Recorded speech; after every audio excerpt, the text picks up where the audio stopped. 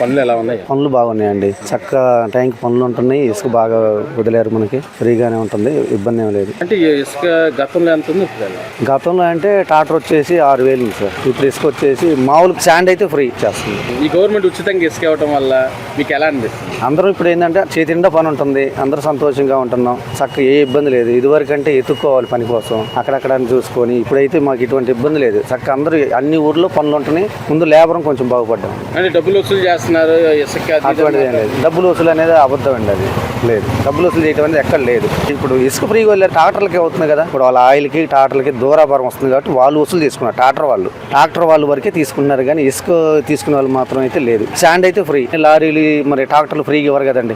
లేబర్కి అందరూ బాగానే ఉంటుంది, టాపీ మేస్త్రులు బాగానే ఉంటున్నాం, చక్క పన్ను విషయంలో బాగానే ఉంటుంది. ఇసుక అయితే నెంబర్ 1గా మాకు అన్ని చోట్ల ఇసుక ఎక్కడ చూసి ఇసుక ఉంటుంది కదండి. ఇదివరకు బస్తా కావాలంటే 200 రూపాయలు. ఇప్పుడు ఎక్కడైనా ఇసుక మాకు ఫ్రీగా తీసుకొచ్చుకుంటున్నాం. ఒక బస్తా 2 బస్తాలు కావాలన్నా తెచ్చుకుంటున్నాం. ఇప్పుడు బస్తా కొనాలంటే ఇప్పుడు 200.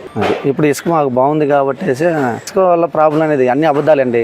రేట్ అడుగుతున్నారు, దానికి అంత కట్టాలి ఇంత కట్టాలి అనేది మాత్రం చాలా అబద్ధం. కానీ నోటికి వచ్చిన వాళ్ళు మాట్లాడుతున్నాయి తప్ప ఇసుక వదిలేరు బాగానే ఉంది ఫ్రీగానే. ఇంకా దాన్ని ఇంటికి తీసుకెళ్ళడానికి మరి దానికి ట్రావెలింగ్ ఖర్చు అయింది. పనులు బాగానే ఉంటాయి, అందరికి పనులు బాగానే ఉన్నాయి.